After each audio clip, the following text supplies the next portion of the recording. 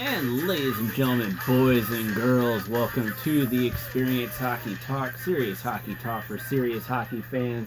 And we are here on the eve of Game 3, the first one in DC, the first Stanley Cup final game in DC in 20 years. We actually retweeted a couple tweets that NHL PR did, one of which being the official lineup card from the last time a Stanley Cup final game was in Washington, D.C., which is, of course, the night when the Detroit Red Wings swept the Washington Capitals 4-0. For that, let's see if we're up and running. Not yet. Come on, Twitch. Recognize our being live. I tried getting guests on, wasn't successful, so it's just me, but we're going to keep it short. It's going to be like a nice little half-hour show. We can never see if we're actually live. We don't care about Doctor Who. My mom may care about Doctor Who. We don't care about that. Hey, there we go. Fantastic. And of course, you can join in on the chat room. I do read the comments. Keep it PG, people. All right. So, quick recap. Game 2, Stanley Cup Finals. Obviously coming off a very chaotic and fast-paced Game 1, which saw Vegas win 6-4 to take the 1-0 lead over the Capitals. For the two teams, the lineups would not change. So you did have Alex Ovechkin with Evgeny Kuznetsov and Tom Wilson, Jacob Vrana with Nicholas Backstrom and TJ Oshie, Andre Burakovsky with Lars Eller and Brett Connolly, and Chandler Stevenson with Jay Beagle and Devontae Smith-Pelly. Then on D, you had Dmitry Orlov with Matt Niskanen, Michael Kempny with John Carlson, Brooks Orpik with Christian Hughes, and Braden Holtby in the net. For Vegas, you had Jonathan Marchessault with William Karlsson and Riley Smith, James Neal with Eric Holla and David Perron, Ryan Carpenter with Cody Eakin and Alex Tuck, Thomas Nosek with Pierre-Edouard Bellemare and Ryan Reeves. Defense was Braden McNabb with Nate Schmidt, Shea Theodore, Derek England, Lucas Spiza with Colin Miller, and Marc-Andre Fleury between the pipes for Vegas. Then, in the first period at 7:58, James Neal scored his fifth of the playoffs from Lucas Spiza and Colin Miller. But then that would be followed by dual roughing penalties from Derek England and TJ Oshie, both for roughing at 16:43, and then at 17:27, Lars Eller would score his sixth of the playoffs from Michael Kempny and Andre Burakovsky. Game would be tied at 1 apiece. Shots were 12-10 in favor of the Caps. Faceoffs were 15-8 in favor of Vegas, and the hits were 22-16 in favor of the Caps. Neither team had a power play in the first period. The analysis for this game period was an okay period for the Capitals. They were outshot to start the period once again and gave up the first goal of the game. However, the Caps' response was very good, especially after Evgeny Kuznetsov got injured with about 5 minutes left in the period. The Caps need to keep up the pressure and continue to make smart plays. Eller's late goal helped the Capitals swing momentum their way, and in the second, they need to maintain that. Then going into the second period, we had a very penalty-filled second period. You had Brooks Orpik with an illegal check to the head at 2:04, which was a very questionable call, being how we all saw it afterwards in the replays. It was more of James Neal punching himself in the face. Then at 5:13, Alex Tuck would get called for cross-checking on that power play. At 5:38, Alex Ovechkin scored his 13th of the playoffs and his first career Stanley Cup final goal, assisted by Lars Eller and Nicholas Backstrom. Then at 6:56, both Eric Holla and Nicholas Backstrom would be called for holding. And then at 9:41, Brooks Orpik would score his first of the playoffs and first in 2 years, assisted by Lars Eller and Andre Burakovsky. Then at 10:10, Ryan Reeves would be called for roughing. Then at 11:42, Dmitry Orlov would be called for hooking. And then at 17:27, TJ Oshie would be called for interference. Bad call for Oshie to take on that one compared to the penalty that Orlov took, which was a penalty that was needed to be taken. And the reason I say that is because at 17:47, Shea Theodore would score his third of the playoffs, assisted by Riley Smith and William Karlsson. At the end of the second period, it would be Caps 3, Vegas 2. Shots were 20-20 for the Caps, 24 for Vegas. Vegas outshot the Capitals 14-9 in that period. Faceoffs were 25-17 in favor of Vegas. Hits were 35-29 in favor of the Capitals. On the power play, the Caps were 1 for 2, where Vegas was 1 for 3. This was a very good period for the Caps, despite it being penalty filled. Caps got a key power play goal and then another goal by Brooks Orpik to get a 2-goal lead. However, TJ retaliation was able to give the Golden Knights a power play goal to cut the Caps lead to 1. The Capitals need to remain disciplined. They are controlling the play, but they can't give Vegas an opportunity to take control again. However, early in the third period, 3:13, Tom Wilson would be called for interference, and then at 4:05, Lars Eller would be called for hooking. However, the Washington Capitals would be able to kill off the 5-on-3 power play that Vegas had, and then they were able to maintain control of the game, and obviously the save by Braden Holtby with 1:59 left in the game. And then at the 20-minute mark, it got added after the fact, but Eric Holla was called for a 5-minute major for slashing Brooks Orpik. At the end of the game, the Caps would be victorious, winning their first finals game in franchise history, 3-2. Shots were 26-39 in favor of Vegas. Vegas outshot the Capitals 15-6 in the third period. Faceoffs were 38-27 in favor of Vegas. Hits were 46-39 in favor of the Caps, and the Caps were 1-for-2 on the power play, and Vegas was 1-for-5. And so one of the key things that happened in this game that needs to be said flat out is the fact that when Evgeny Kuznetsov went down in the first period, with, I believe, about 5 minutes, 18 seconds left in the period, it sparked the Washington Capitals. It wasn't a dirty hit by Brady McNabb. It was a hockey hit, despite what everyone wants to say. You got to look back. You got to look at the type of situation compared to some other hits that we've seen in the playoffs. No penalty should have been put on the play, unlike the way when Tom Wilson game with Jonathan Marchessault. But when Kuznetsov went down, it fired up the Capitals, and one player who stepped up in that time, just like when Nicholas Backstrom was down, and that was Lars Eller. Lars Eller had a goal and 2 assists in the game after Evgeny Kuznetsov went down. And then not only that, but to see a guy like Brooks Orpik, who is not known for his offense, to score a goal, and then what happened to be the game winner, that is a huge thing for the Capitals, and it's something they need to build upon as well. Obviously, going into tonight's game here in Game 3 in DC, the lineup that I read off earlier going into Game 2, that will be the lineup going into Game 3. They're saying Evgeny Kuznetsov is a game-time decision, but being how he has practiced in these yesterday and today, and he was in the top line, he was not wearing a no-contact jersey. All indications say, despite Trotz saying he's a game-time decision, Evgeny Kuznetsov will play tonight for the Washington Capitals. So which, when you look at the 5 keys that's on NHL.com, one of the first key is obviously Kuznetsov's status. He is the leading goal scorer in the playoffs with 25 points, with 11 goals and 14 assists. Him being in the lineup will obviously bring a boost to the Capitals. He's a catalyst for offense for the Capitals. So that's one of the a key thing for the Capitals. But if he can't go, obviously Lars Eller has done a very good job of stepping up when the time has needed it, and that's a key thing for the Washington Capitals, that they have guys, not just Lars Eller, but others who are stepping up to pick up the play and pick up that playing time to fill in and perform at a higher level than what is usually expected of them. One thing is that it's going to be Marc-Andre Fleury's performance.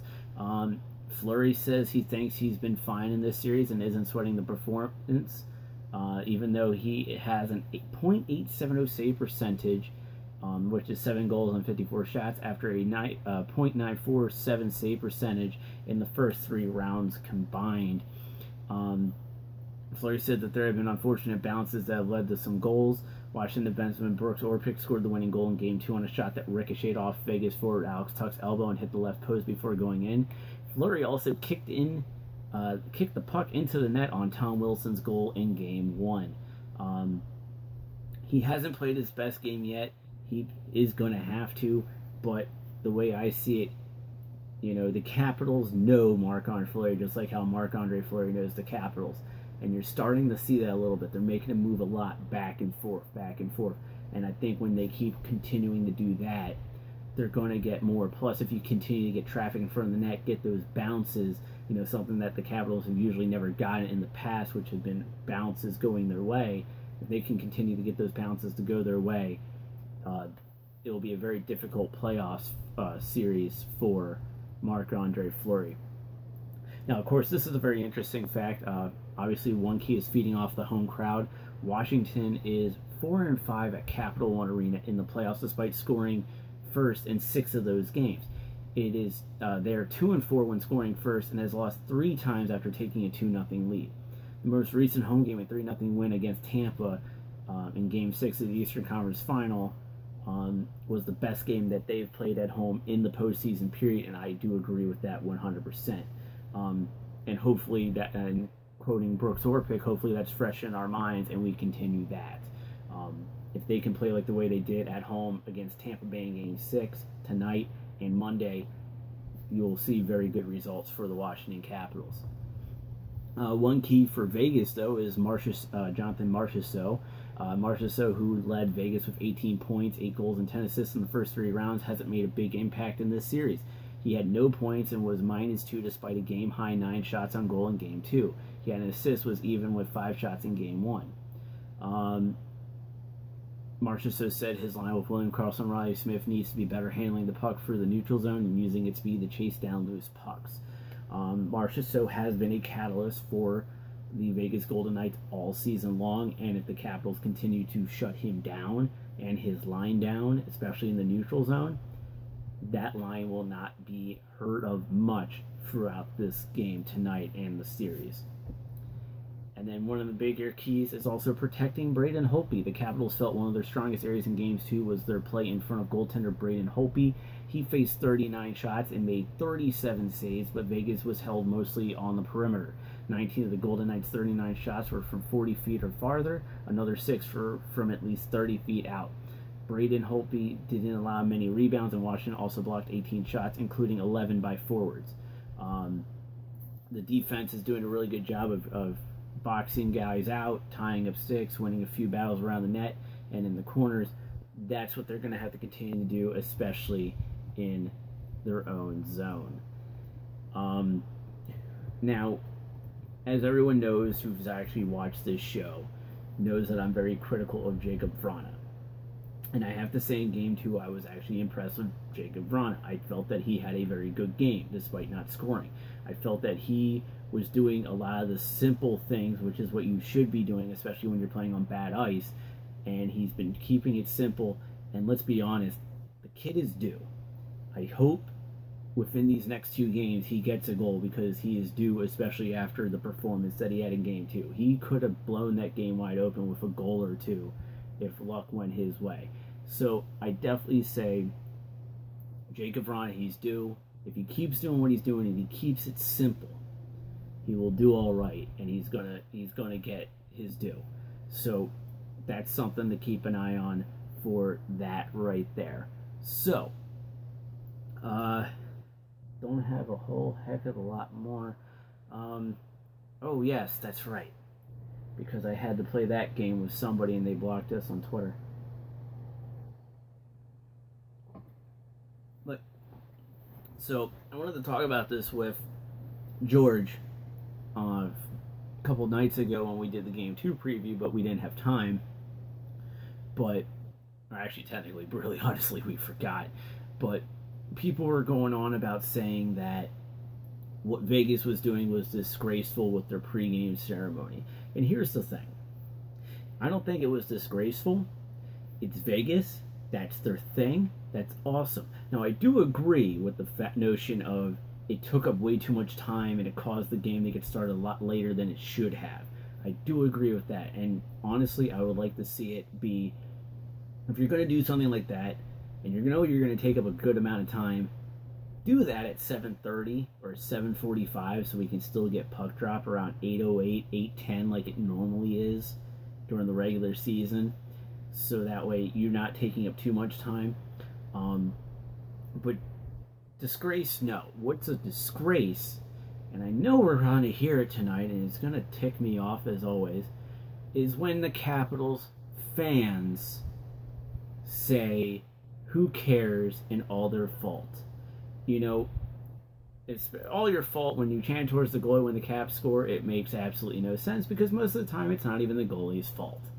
So right there, you just made yourself look stupid chanting that crap. But who cares is the one that also is the one that annoys me the most, because it shows that you don't actually care. The Vegas goal, and what are you gonna do? It's tight. 5 minutes left. Vegas just scored the game-leading goal. It's now 2-1. 5 minutes left in the game. Wes Johnson announced it on the PA system, and all the fans chant out, "Who cares?"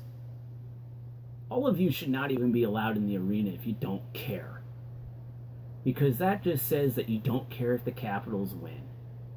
And that right there is the true sign of a bandwagoner, which is one of the things that I said that I know how I can tell the difference between a bandwagoner and a real fan. What's a disgrace is the fact that the Capitals continue to allow people to disrespect the game and allow them to say who cares, because it shows that they don't care. If they don't care if the other team just scored the game-winning goal and just decreased your chances of winning the Stanley Cup, they shouldn't be around, because they're the ones being disgraceful. I have no issues with Vegas doing their thing at the pregame. That's just entertainment.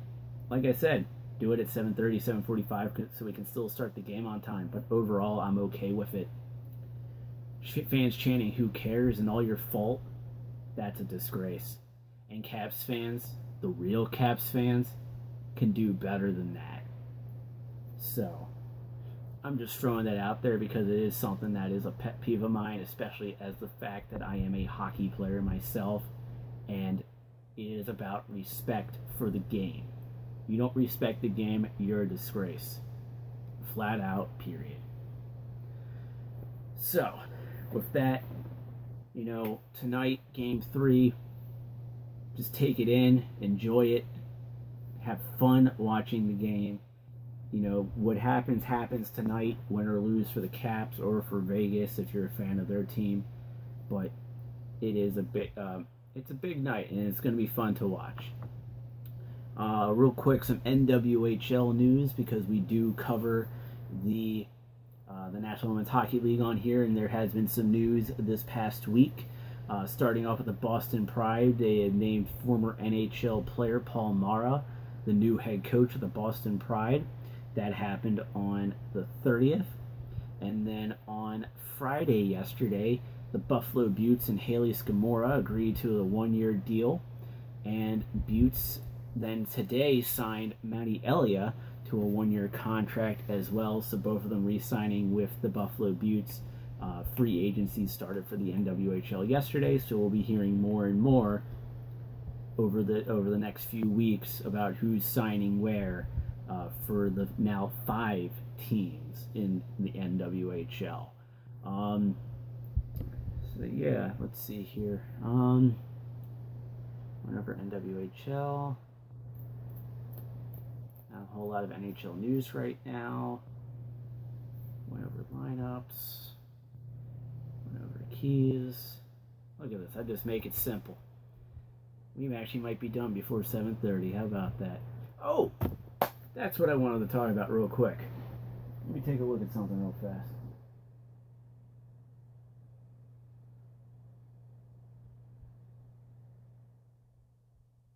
Nope. Okay. So I haven't seen back yet, but you've seen it on our Facebook, you've seen it on our Twitter, but yes, it is true. I was in fact on WUSA 9 on Thursday. I believe it was the 5 o'clock news that I was on. You can see it online now. It's up on YouTube and on the WUSA channel. We obviously have it on our Facebook page and on our Twitter account as well. But yeah, I do want to do a shout out to them. They kind of slipped into my DMs on Facebook and said, "Hey, we found out that you have all these tattoos. You want to chat?" So I said, "Yeah," and want to shout out to Mike Valerio Sorry if I mispronounced your last name. did a very good job with the video package. However, the written article was not very good. I'm sorry, Mike, but I just gotta call it how I see it. I write, but the video package was good. My coworkers and my friends liked the video package, but they all did not like the written package. Sorry, it's just how it is sometimes. Now I'm talking the WUSA again, so we'll see where that goes, and we'll have some fun with it. I don't like doing stuff in regards to my tattoos. It's one of the reasons why you kind of see them from time to time when I do stuff, but I don't like putting my tattoos on the spotlight, because I think it's putting me in the spotlight for the wrong reasons. So, but yeah, so yeah, thank you for having me on WUSA 9. If you bring me back on in the near future, that would be great. Hopefully we have me do a little bit more besides just talking about my tattoos, because I can do a lot more for you guys talking about hockey in general. So yeah, we'll see where that leads us. And cool, I just killed one more minute, and that was about it, maybe two. So, ladies and gentlemen, with that, this has been the Experience Hockey Talk series, Hockey Talk for serious hockey fans. You can follow the show on Twitter at TXHT_hockey, Facebook at facebook.com/TXHT join the Patreon community of the day at patreon.com/TXHT_hockey, and click the follow button, be our friend here on Twitch at twitch.tv/TXHT_hockey. And until Sunday, which is tomorrow, 10 a.m., we have the Street Sharks versus the Hockey Dead in DCHL action, which will be right here on Twitch. So you have going from me doing a 20-minute episode to now a full-blown game tomorrow morning, and then we'll be back Monday night with another episode of TXHT Game 4 Stanley Cup Finals preview. And until then, we will see you on the ice.